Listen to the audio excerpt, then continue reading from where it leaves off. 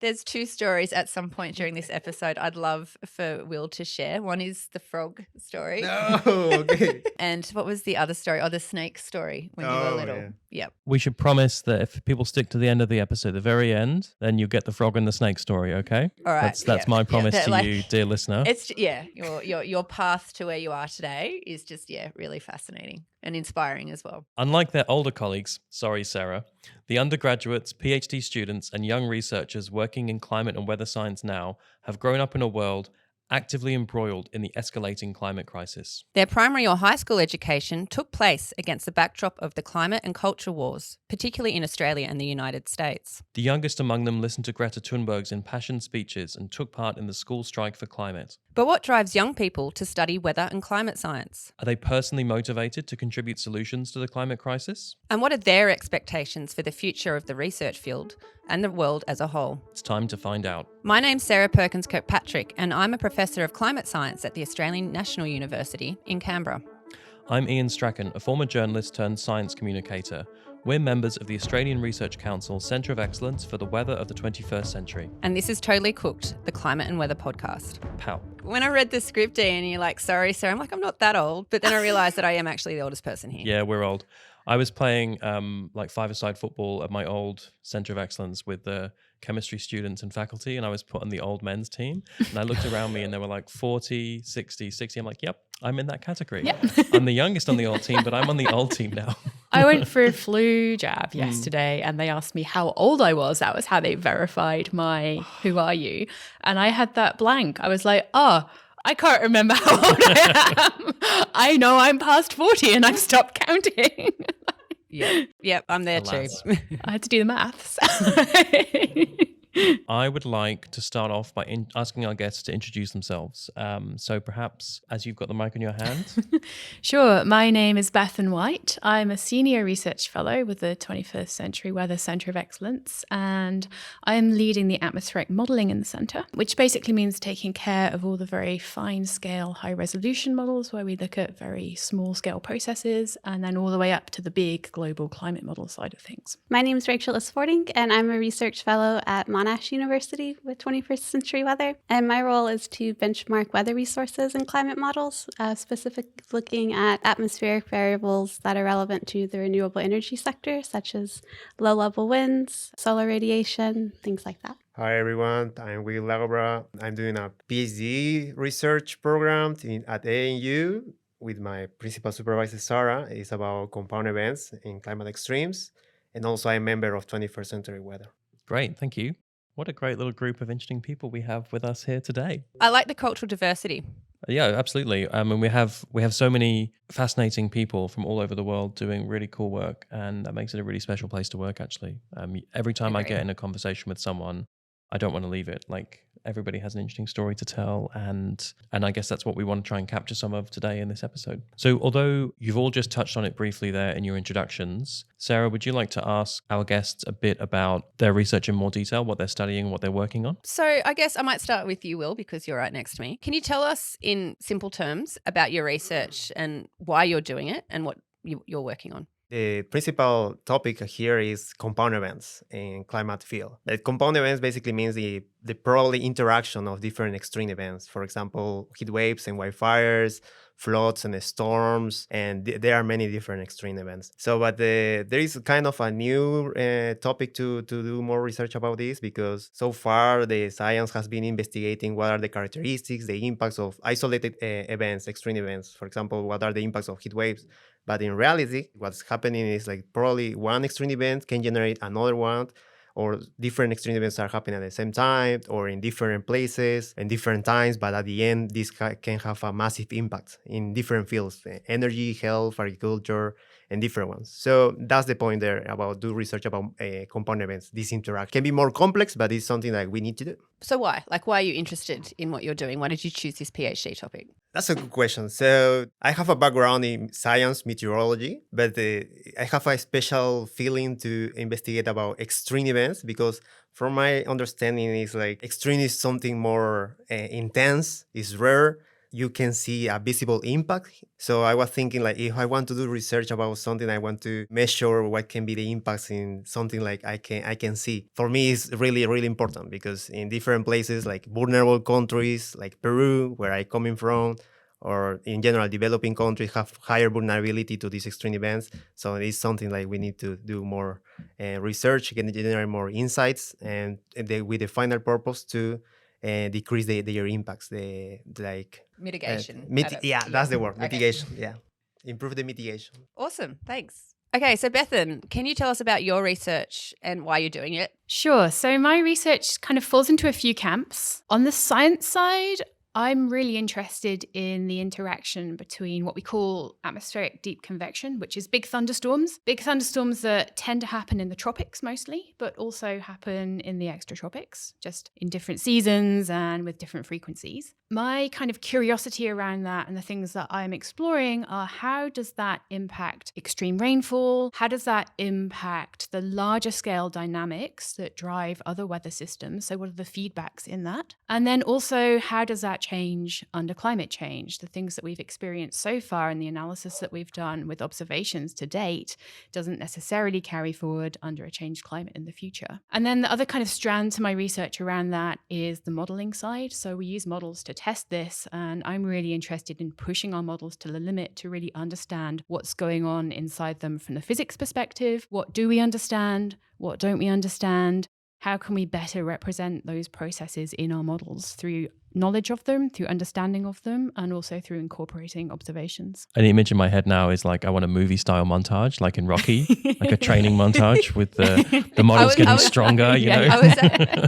I had a different image of in my head, like you're kind of like pushing it right to the edge of the cliff to see how much you could squeeze out of it before it. Just see when it might explode, kind of like exploding world theory. It's like Top Gun, but climate models. Yeah. So just for the record for the audience, what exactly, like when we say extratropics, because it's a term that we use so regularly in climate and weather science, what do we mean when we say that? We mean outside of the tropics. So you have the tropics, which are the band around the equator surrounding each side. And then to the north of that in the northern hemisphere, so where you find North America, Western Europe, and then to the south of that in the southern hemisphere. So for us in southern Australia, New Zealand, that's what we call the extratropics. And that's where you get different weather systems. The reason that we define them in tropics and extratropics and we talk about these two regions differently is the weather and the climate they experience are different. They're very kind of separate systems. Are the extratropics everything outside of the tropics onwards, or does the extratropics stop somewhere and something else happens after them? Stops when you get close to the pole. So you kind of, if you think of the Earth as a sphere, you can kind of divide it up into bands. So if you've got the equator that splits it through the middle, the central band is the tropics that goes each side of the equator. And then the next band out of that is the extratropics, or you might hear that referred to as the mid-latitude somewhere. And then you've got the polar regions, which are the kind of capped regions in the north and south poles. Great. Thank you. Geography lesson. From a non-geographer. Well, I mean, isn't every climate and weather scientist something of a geographer? Hidden in there somewhere. Yeah. Hidden in there. I think we all pick up on this as we go along. So I didn't come into it as a meteorologist. I didn't come in as a climate scientist. I came in as a physicist. That was my background. I studied physics and I just had a curiosity about physics of the world that we observe around us at scales that we experience. You wanted to do useful physics. I did want to do useful physics, exactly. I realized, you can do astrophysics or particle physics and you're never going to see those scales and experience them in your daily life. And also you're probably going to be spending your life in a basement somewhere. And so I kind of had this curiosity about physics of the world around us. But it does also mean that I came into it with no background that somebody who's gone through the atmospheric sciences or a meteorology path has done. So it's all self-taught along the way. And you start your PhD and everybody throws these terms at you like mid-latitudes, maritime continent, and acronyms all over the shop. This pathway that you've had, Bethan, via physics, it's not that uncommon. I've known a few climate scientists to have the same path. So whether or not it's the curiosity to know more about the world or just not wanting to work in a basement for the rest of their career. It's fantastic that we have those experiences coming into the field because, we need physics to understand how the climate weather works. Exactly. All right, I might move on to Rachel. Can you tell us about your research, what it is and why you do it? I guess I should preempt this that I just started like 3 weeks ago. So still pretty new, getting spun up, but quite excited about it and already have a lot of seeds planted for myself and too many ideas of moving forward with. Oh, the curse of a good researcher, too many ideas, not enough time. Yes, always. Hasn't stopped you, Sarah. No, I'm just tired now. Yeah, so for my research, my official role is benchmarking weather resources and climate models, and I'll break that down a little bit. Within our center, we're kind of defining this new term called weather resources, looking at aspects of the weather that are more relevant to society and have a very strong application to different sectors, people, cultural aspects, health, things like that. And within my role, I'll be looking at different weather variables that are relevant to the renewable energy sector to start with. Low-level winds, solar radiation for solar power, hopefully a bit more rainfall because that was what my PhD was on, and I still identify as a rain scientist and like to keep my head in the clouds. And so in the silly story in my head, after Bethan has been training with the climate models to push them to the limit, you're then there with a clipboard and a whistle, like putting them through their paces and then putting, ticking off, yep, you're fast enough, you're strong enough, you're smart enough. Exactly. I think it's actually a little bit of work, I guess a lot of working together and kind of bouncing off of each other. She's going to be pushing the models to the limits, and I'm going to be telling her maybe a little bit where she needs to push, like where the weaknesses are, the limitations with our climate models, persistent limitations that we're seeing across different generations of model at different resolutions, but also keeping a realistic scientific perspective that, as our models get more complicated and we are pushing them to the limit, we also have to be realistic about what we can expect them to do, because it won't always be we expect them to be better and better and better when we're bringing in more complicated systems of the physics, which you know more about than I do, I would say, and things like that. So just keeping, the big picture in mind, but also keeping the big picture in mind while going into the nitty-gritty details of it. Great, thank you. Can you give us just a quick definition about what we mean when we say weather resource? Because it's a pretty new term. What weather resources are different aspects of our climate, our weather system, our atmospheric system that have meaning to people, essentially, that we can use in an economic sense, renewable energy, things like that, but also things that are important to people, our livelihoods, our well-being, cultural aspects, and this can be everything from sunny days because we need our laundry to dry, and we Australians, I identify as Australian, like our beach days and things, as well as what I'm specifically looking at with winds and solar energy for renewable energy and everything in between. Yeah, great. Thank you. I would like now to delve into the past. So we need to get in our time machine. We usually use a DeLorean. I forgot to bring it in. I have this, I still haven't made it. Here's one of the tangents. I have a Lego DeLorean at home that's yet to be built. And I thought it'd be a great idea that I'd kind of do a little bit each week and it slowly grows as the podcast grows. But I forgot to bring it. Let's do it next week. You were going to ask Will a question about the jungle, and I cut you down. I said, stop, don't save that gold for the podcast, because I want to ask each guest what their relationship was like with science, the climate, and the weather when they were growing up. And I want to start with Will, please. During your life, you have different moments that probably you connect or influence to take the decisions later, right? So first, context. I was born in Peru, not in the capital. It's in a place called Huánuco. But Huánuco, the geography of Huánuco is a valley between the transition of the rainforest, the Amazon basin, and the highlands of the Andes mountain. So this is like a small town, but you are surrounded by nature. So my belief is like when you're born in a place like this, you have a special connection, a bond with nature. Because it's from my understanding, from my family and everyone there, is like the nature is also like another human being. So that means like have life and you can interact with this. So we have a lot of respect for nature. And of course, when I was growing up, always there's this fact that how I related with nature. So eventually I knew like I want to do something, my work, my job, my life, something related with the environment.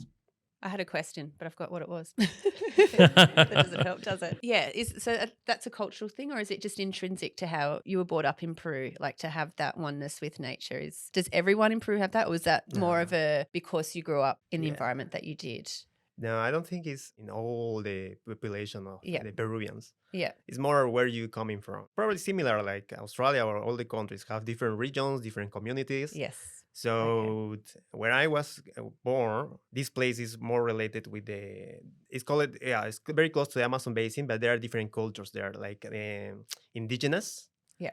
So, and like indigenous have a lot of traditions, belief, and also part of this belief are connected with the nature.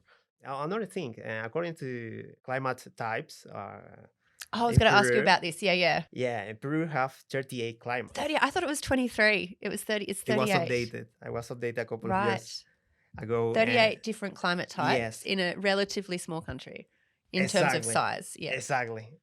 Wow, that's insane. When you think about Peru, it kind of makes sense because you do have the Andes, you do have the Amazon basin, you've got the coastal climate, and then everything in between. So there'd be lots of different. Yes, the high pressure system located in the Pacific Ocean, close to the coast. That's what generates the subsidence, dry air. So that's one of the reasons why we have the desert there. Lima, the capital of Peru, is located in a desert. But I know, like, general knowledge is like Peru is associated with Machu Picchu, right? Yes. Machu Picchu is located in the highlands. Yes. So it's very cold. I've been there. Right? Yeah. So the thing is, like, of course, there's a big region of the highlands, but it's not only that. There are deserts. There are tropical glaciers. Fun fact. Tropical glaciers in Peru. And of course the rainforest, but there are many, many more. So that's one of the reasons, also influenced by different climate drivers that we were mentioning. Yeah.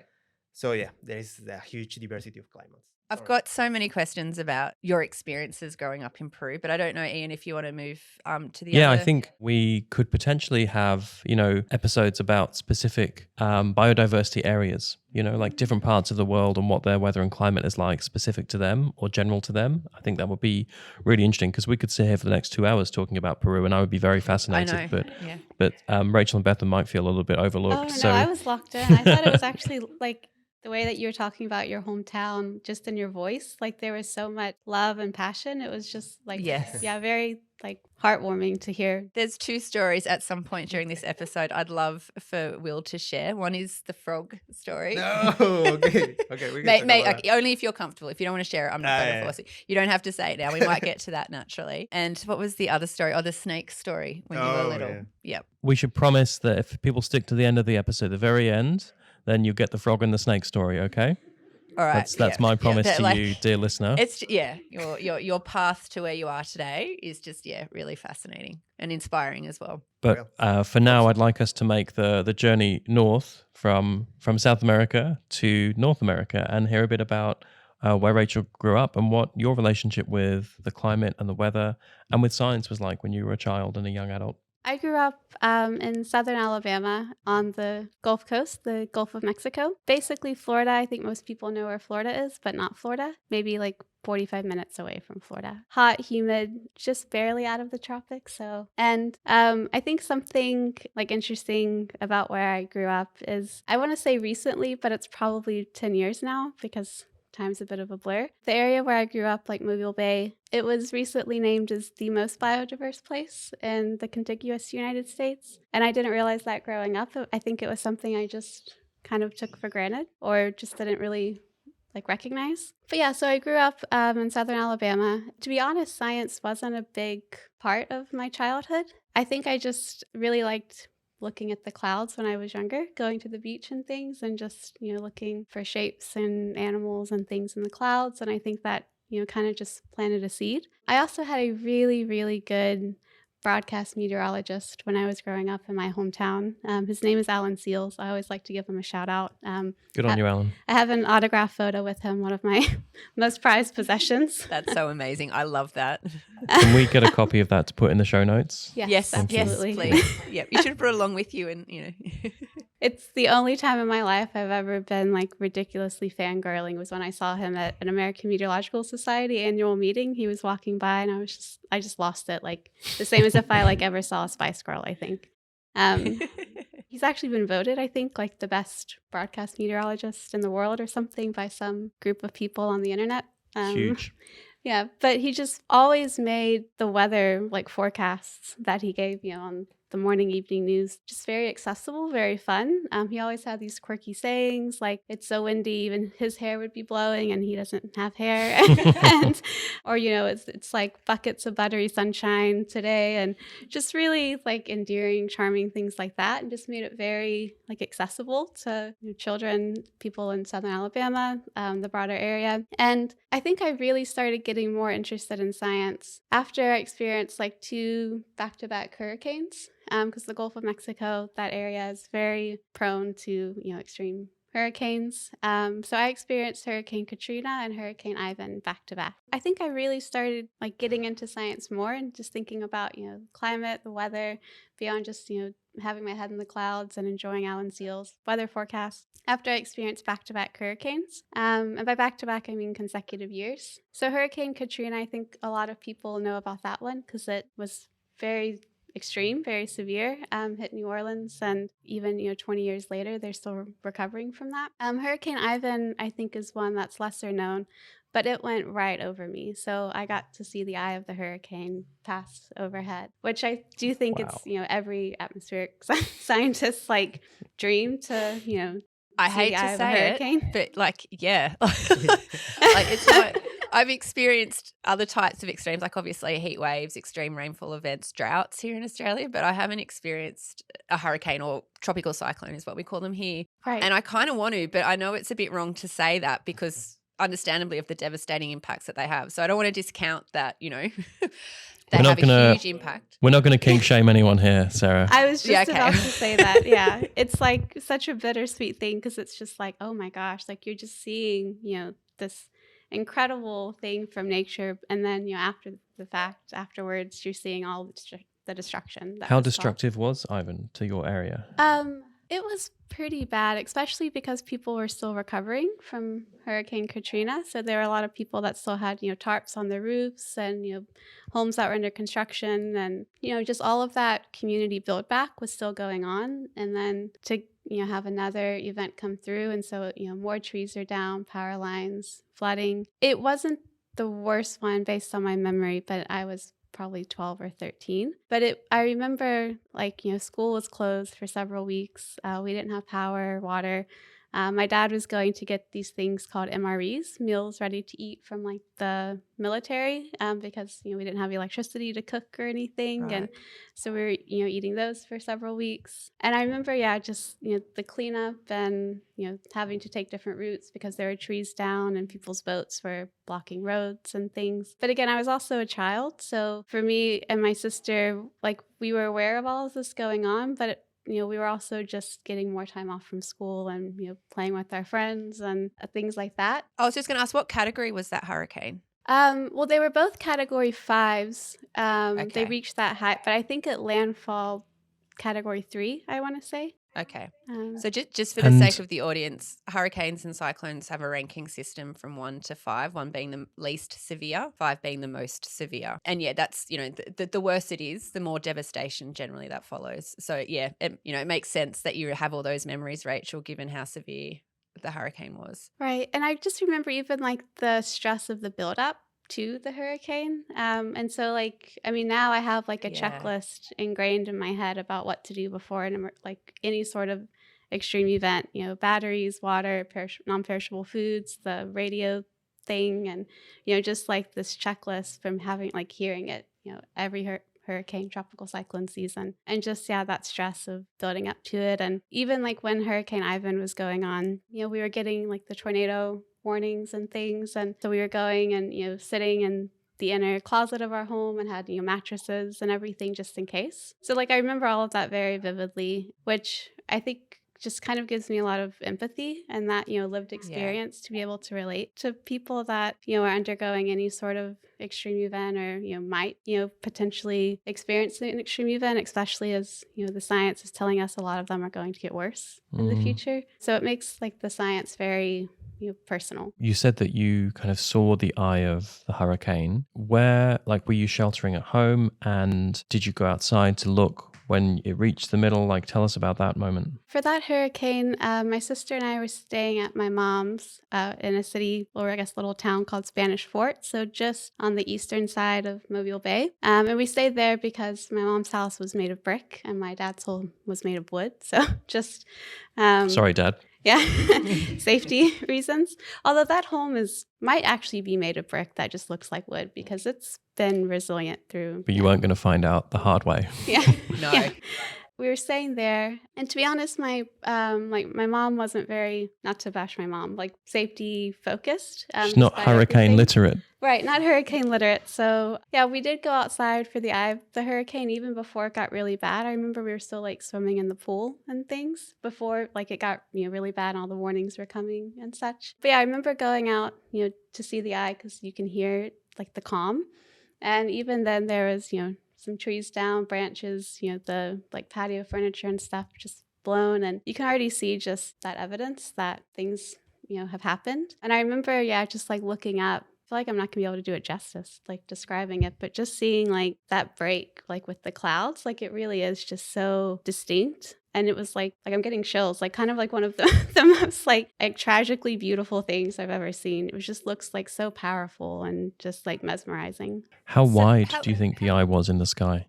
How wide? How wide was it when you're looking up at it? Like miles across or? Oh, I don't even think I really noticed like the width of it. I think I was just kind of captivated on like that divide between like more of like the eye wall, I guess, than the actual eye. Like I remember seeing like you can see the blue sky and such, and then it's just like gray and just all of this like really mesmerizing like clouds and things. I don't know, maybe somebody could fact check how wide the eye was. 50 miles? Oh, okay. Is that one specifically, or in? That's hurricane of the hurricane was 50 miles wide. No, the eye. Wow. Well, I trust NASA. And actually, I guess that makes sense because like the eye went over Mobile Bay and we were just to the east of it, inland. And Coming back to Will's kind of comments on Indigenous experiences and older cultures' experience, what would people have felt in the times before they knew that was the eye and there was more storm coming? Like in times before we had any idea of knowing that was the end of it. I wonder what people's lived experience would have been like then when you go through this big storm and it stops and they go outside and it's eerily calm and then it all kicks off again. Yeah, interesting. I don't know the answer to that. I wonder if there are records or oral history about that kind of thing. Well, and I think embedded in that lived experience would have been, the storytelling and the history of these, they wouldn't have had the term weather systems, I guess, but, it's not over halfway through potentially, but they would have to experience that first to actually get that knowledge embedded. How long did it take for the eye to pass over? Oh, you're asking me a lot of questions that really challenge my childhood memories. I'll let Zach fact check this again, maybe with NASA, but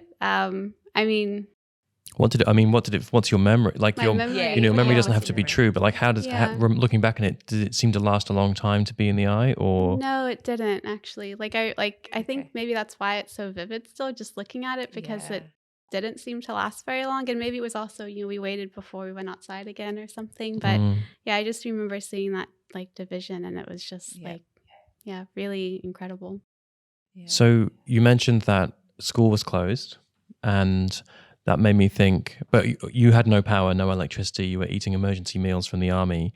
My school was closed for a week in year 8 because somebody burnt down the corridor at my state school in an unremarkable place in the UK, which was great because I got a week off and I could play on computer games and play with Lego and stuff. What sort of school did you go to, Zach? Oh, it's not Zach, sorry, Ian. What sort I'm of Ian. School did you go to? That was like I grew up in a small city in the UK with 3 schools, a good one, a middle one, and a bad one, and I was in the middle one. So I don't think there had been many arson attacks. I think it was quite unusual, but it was great. I mean, the whole school smelt like smoked fish for about a year. Oh, God. And yeah, we had a week off, but I had power and electricity and no army meals, so I had a really nice week off. But it makes me think that someone has drawn the short straw here, because we've had like the Amazon and the Andes. We've had living in the eye of a hurricane. And now poor Bethan is going to tell us about the most fascinating, remarkable things about growing up in the south of England. I was going to say rural southwest England. Yep. So we lost a cow once. There's not that much extreme stuff going on. You know what, Yeah, I reckon exactly. I reckon my story would be very similar. Like none of these wonderful experiences of connecting with nature. So yeah, talking about coming from very, very different backgrounds, there's a lot of similarity in this as well. So I also grew up in a village of 2,000 people in the countryside. And we do, in England, in the UK, you'd call something that size a village, not a town. How many jaguars did you have? None, actually. Anacondas, not tarantulas. Yeah, exactly. Triantula, yeah, Maybe yeah. an adder if you were really unlucky on a walk. But yeah, very, very rural village life as a child. Lots of playing outdoors, riding bikes, going for walks and things. So I guess that was my experience of the weather mostly, is how it impacts your daily life. And it kind of has been through the rest of my life, and the activities that I take and the way that I commute. Kind of your interaction with the weather is you're going to go outside and experience it. Whatever that weather of that day is, it's going to have some impact on your life in some way, and you're going to have to plan around it. Tapping from above. For the, Is I that mean, what that is? whether or not this makes it onto the podcast, for everyone listening at home, we're renovating our corridor here at Monash University. So we're going to be able to bring you fascinating climate and weather science and research in comfort and style in the years ahead. But that might mean for this episode, you have to put up with a little bit of banging, a little bit of hammering, a little bit of soaring. Currently sounds like a very, very large pigeon walking around. It does. It does. It sounds like Yeah. it sounds like there's a rat or a possum in the roof Yeah, between the two floors. exactly. But From Yeah, it's this a little bit end, of- I actually thought it was someone tapping their fingers on the table and it feeding back into the microphone. That's what it sounded that would be like. giant unprofessional. one on That our would be even more unprofessional than recording underneath a renovation. Ian, what about that promotion? It's too- Actually, too before late. Ian, when you said how many jaguars did you have in your village, I was actually thought you meant cars. Well, I actually wasn't sure one way or the other there, actually. I should have said an Very otorongo, good. right, Will? The good thing Pardon? was it was neither. It was neither the Beast of Exmoor. I was going to say there is a beast, though. There is a Beast of Exmoor. There might be a Beast of Exmoor. I don't think we can fact check that. People, so is this- because nothing interesting happens in the British countryside, we have to make up stories. Yeah. And, Just like and Loch the Ness. one near Bethan is that there's some kind of large cat or creature or beast loose on the moors. Have you ever seen it? No. No. And I don't know anybody who claims they have. Doesn't either. mean it's not But there. Stories are good, right? And stories are good when you've been for a really cold, wet, windy walk on the moors and you go to a pub afterwards and you sit around a fire with a cup of tea and you want to tell stories. So I think that's how those things come about. There was one weather event that I remember in our village that is probably relevant to this discussion, actually, and that is, I'm going to need to be fact-checked on whether it was 1986 or 1987. It was the storm. Yep. The storm. Yep. So for people who are not from that era in the UK, there was one particular big storm, autumn kind of big wind rainstorm of 86 or 87. 87, thank you. And it was very famously forecast by the Met Office as not being anything to worry about and being a non-event, don't need to prepare. The meteorologist working for the BBC at the time, Michael Fish. Michael Fish. Michael Fish. So just like this is, we all know. you know, Wow. Bethan and I would not have been old enough to remember this. Like I was born in 86. When were you? 83. 83. So like Oh. we don't actually remember it, but we remember our parents complaining about it. And Michael Fish Yep. is a byword for an incorrect forecast in the UK. But it did take out like a piece of stone from the top of the village church, which the tower was probably 80 meters tall. You wouldn't have wanted to be walking underneath it when this giant block of sandstone fell off the top and landed on the ground. Would it have been after a cyclone, after a hurricane stops being a hurricane, like Alfred, ex-tropical, like was it an ex-hurricane from the North Atlantic, this storm? I think it was a standard, just like a wintertime storm. Yeah. I don't think it was an good question. I don't know if it was an ex-hurricane. It was a very, very strong one. Because, we get our interesting weather in Britain from the North Atlantic, right? Yeah. That's where all the strong wind and So rain. they're all those, we call them low pressure systems. Most people have probably at some point in their life seen a weather map with squiggly lines drawn on it. And for people who live in places like Northwestern Europe or southern Australia, you see these big circular systems, and they'll come in from the west and they track towards the east, and they bring what are called fronts with them. Probably heard that on weather forecasts. They bring all the wind and the rain.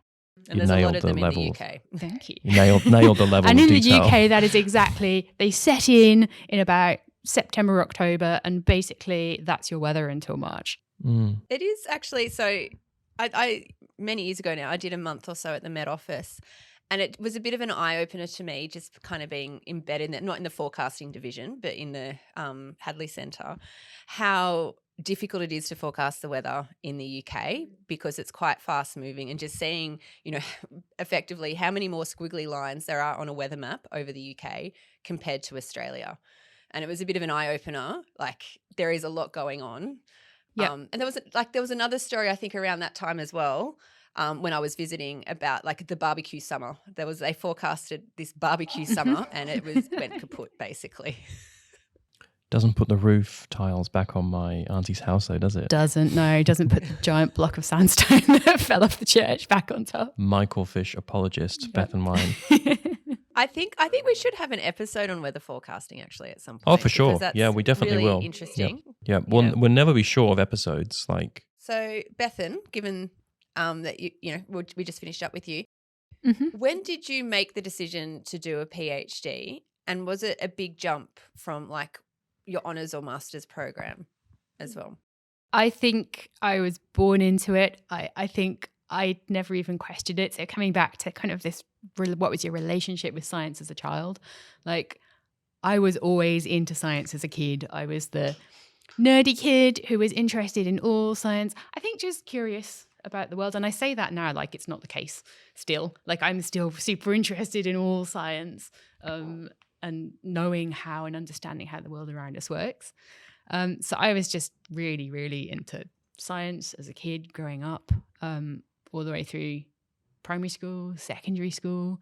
I knew I was going to do a science degree. I kind of never questioned that. I think the only question I had was what I was going to do. So I went and did a physics degree, because I think to me that was really like the fundamental of how, like, understanding and learning about how the world works.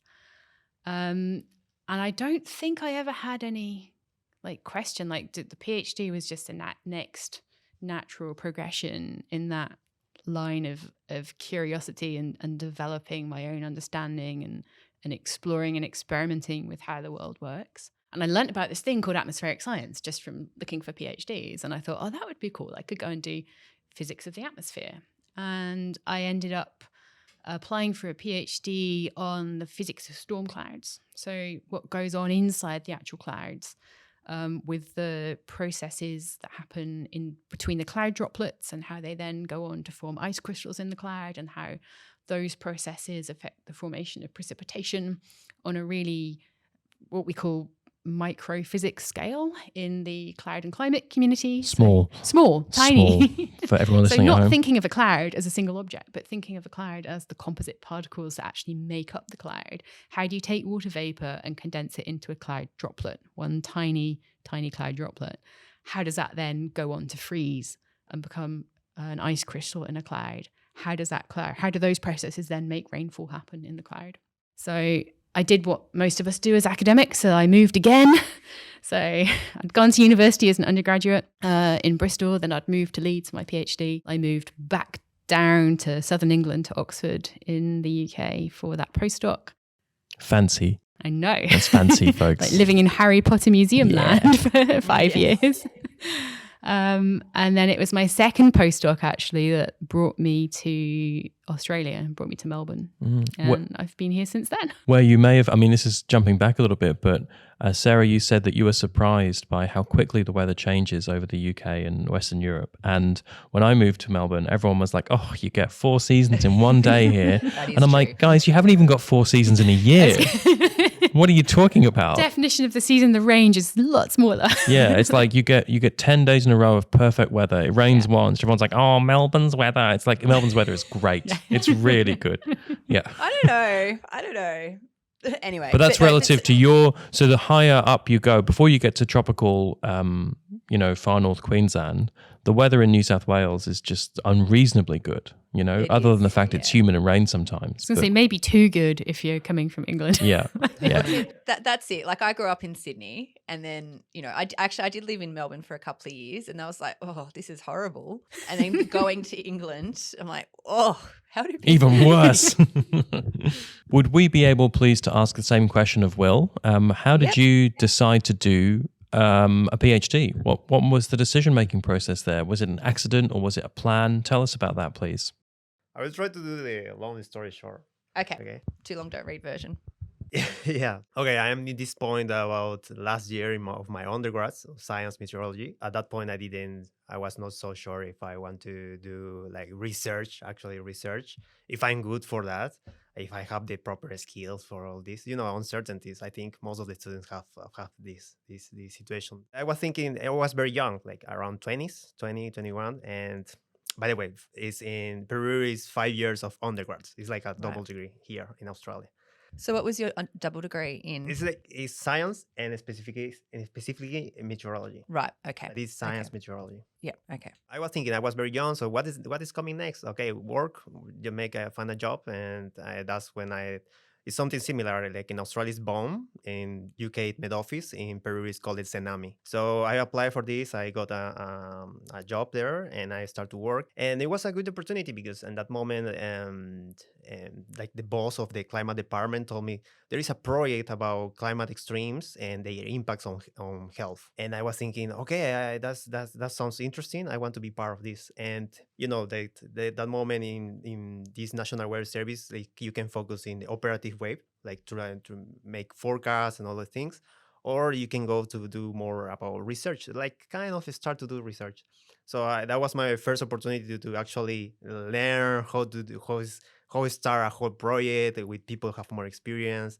And it was about climate extremes. And at the end, one of the first steps was, okay, do a literature review. And I started to find different heat wave, different extremes. And that was one of those is heat waves, right? So I started to look into that. And the project was like around 2 years. Eventually, when you read a lot of extreme events, specifically heat waves, you realize like, okay, there is certain research, certain names. Some names start to, I will say this, some names start to appear frequently, right? So then I realized, wait a minute, why many of these papers says Perkins-Kirkpatrick? So then I say, Perkins. Yeah. Who is Sara Perkins-Kirkpatrick? No one. No. So you're making me blush. No. I have to tell you, like, I have to say this, like around the world, Sara Perkins in heat waves research field is a very, very, very known. So, and that was one example. I was thinking with Sara, and I started to realize, okay, there are more names here, and most of this cohort, this group of researchers, coming from Australia. And I was thinking, okay, what universities are focusing climate science? And I realized, okay, UNSW, ANU, University of Melbourne, Monash, and that was like 5-6 years ago, and I was thinking, how can I work with them? Like I was thinking, like kind of a wish, like that in that moment 6 years ago. I was thinking, I have this curiosity to know, like if I'm here only in Peru and I'm learning to do research, I was wondering, but how is the level? How they do research? Is only resources? Is something like they born with a talent, or is something like you can develop skills? And so I was thinking, I want to be there. I want to learn from them. I want to work with them. And that's when I start to send emails to all these famous researchers. I sent some emails to Sara, and also I don't remember that. Exactly. Sorry, I'm so sorry. I knew honest. I saw some emails and I didn't get a reply, but that's all right. That's all right. I'm really sorry. No, that's all right. That's all right. I knew it. I was thinking, yeah, what is their probabilities? They are so busy. They have a lot of projects, a lot of activities, and I am completely strange, right? So I'm sending just an email suddenly like that. And then I also sent many emails and I sent an email to Jason Evans. Also, he's a member of the 21st Century Weather, a professor at UNSW. And he could be bothered. He could be bothered to reply. In my defense, I think I was on maternity leave. Like that's the oldest excuse in the book. But okay, all right, whatever. It's not my story. You go. All right. So Jason Evans, I got his reply, and he was very like straight. He was told me like at this moment, actually I like it. It was honest. Like it was telling me with your experience right now, you are not in the level to compete to get the scholarship for a research for a PhD program. But he also told me what are the requirements that I need to accomplish to get the PhD scholarship. So it was like a list of 4 bullet points. And I said, that's very good because now I can make a plan to achieve each of these. It was like, okay, 2 years at least of experience working in the field. Then he told me like, go to do a master program in a top university around the world. Then get a high score and of course get a paper, publish a paper.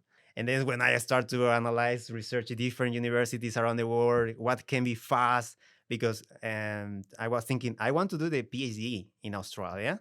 So one of the criteria to select the master was which of these universities in different countries have this very fast master program. And I say, okay, England, and then I apply for University of Liverpool, and that's it. That's how I end there. Okay, to not make so long this story, when I was this is the short version, remember? But it's still, like, this is still fascinating. Can I just say, like, I'm still really, intently listening to your journey, because having that drive to go, right, that's where I need to be. These are the boxes I need to tick. You just saw it and you went for it, which is amazing. Yeah, I don't know, probably because I'm so stubborn. I don't know. No, you've got drive. Yeah. It's, I don't know. It's something that I really like it. I want to get this right. So when I was doing the master, almost finishing the master, I was thinking, okay, but I already have all these requirements. But actually, how can I get there to Johannes University of Australia? And then a couple of months before to finish the master, finally arrived this email from Sara saying like, we are like calling for applications to do a PhD here in one of these universities.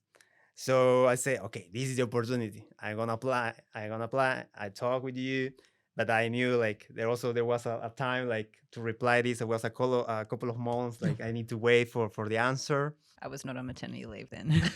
There's no excuse that time. Just the standard turnaround time for any request? Potentially, yes.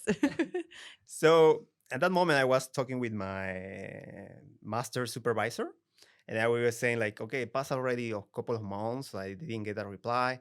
So actually, we need to think about where you want to apply for do a PhD. Probably you have more. He was telling me you have more chances to do a PhD in Spain because of the language, or you can go to Germany. There is a huge group of focusing climate science. I was saying, okay, but in my mind was, but actually, I did this to go to Australia and do the research with them. So I was thinking, okay, it's something like I need to accept this. And finally, when I finished the master and I I went back to Peru to visit my family. But I make like a different stops because UK and Peru are very far. So I make a stop in Portugal, then Brazil. And when I say Brazil, it was like my holidays. And then I didn't check. Sorry, I remember speaking to you Exactly. this conversation. I was like, I don't think you're in Peru, but I know you weren't in the UK. So make sure, it makes sense you're in Brazil. Yeah. So I arrived to Brazil. I spent like a couple of weeks for holidays there. I have a couple of friends there. And then I didn't check my email for the last 3-4 days. But then when I arrived and I said, okay, Sara Perkins replied me. And then she was saying, okay, can we have an interview in 2 days? And say, okay, so yeah, okay, I was waiting for this. Yeah, it doesn't matter. I'm in Brazil. It's holidays. Doesn't matter. I'm gonna do this. I say I was preparing for this moment. It was super fun. It was super nice because I have a very good friend there in Brazil. So we make this training like. She was like the interviewer. I didn't know this. Yeah. She was the interviewer, and I was like, she was making these different questions, and I was training. Okay, I can say this, I can say that. I just remember you being really grateful. You're like, oh, this is so amazing. Thank you so much for taking the time to speak to me. I'm like, yeah, it was great to speak to you too. But yeah. No, all training. I was prepared. So yeah, and then what I like it is when we have this interview, it was Yeah. so smooth, like a Yeah, it was conversation. very smooth. Absolutely. And then yeah. when we finished this, I had a very good feeling. And also you told me like you said to be my potential supervisor, and then Yeah. just I need to apply for Yeah. and make all this process for the documents, files to apply for the position. And at that moment, I was thinking, I knew that this moment will arrive, and yeah, I just keep pushing this. Couple of things I want to say, and one is I think I spoke on air or off air right at the start about how like fascinating it is to work with you all, and this is an example of that. Like every single person in the center has a version of that story, you know, and Will's is a quite an extreme version because he's so determined and focused and has come from so far away and had to jump through so many hoops to get here. But, you know, when you go into a research meeting with someone, or you're just talking about a paper that's been published, or you're just chatting in the corridor, it's with someone who's got that level of focus and energy and drive and determination, and has to be talented enough as well to qualify for those kind of scholarships and things. And it's like, it's such a privilege working with everybody that in this way, that has this kind of mentality. The other thing I want to say is that if that's the short version, then we also need to do not just another episode, but probably a whole podcast series about Will's career. Because it's just, it's so good. It's so good to listen to. Like, you know, we've Will and I've had this conversation before. Like I did an interview with him for the annual report, like just a member profile about people within the center, and I've heard it twice now, and it's so fascinating, and he brings so much life and energy into the story. And they say never meet your heroes, but they don't say don't interview. Sorry, I can't accept that. You are mine. But what they don't say is don't interview your heroes from Brazil and then go and work with them for 3 years.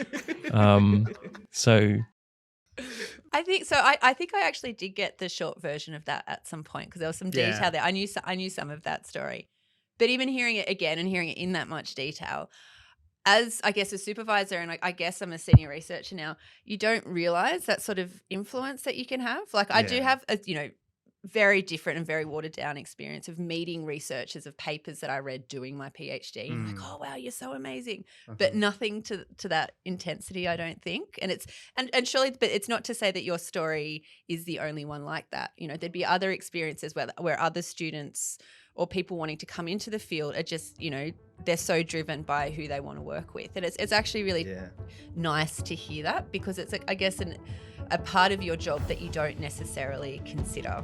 And, you know, one day you'll be in that position too, I reckon. Oh, that would be nice. Yep. Fingers crossed. Hey folks, it's Iain here. We had so much fun talking to these researchers, and we've got more of this great conversation to share. So stay tuned for part 2 in the next episode of Totally Cooked. Join us then, and we'll tackle the climate crisis together.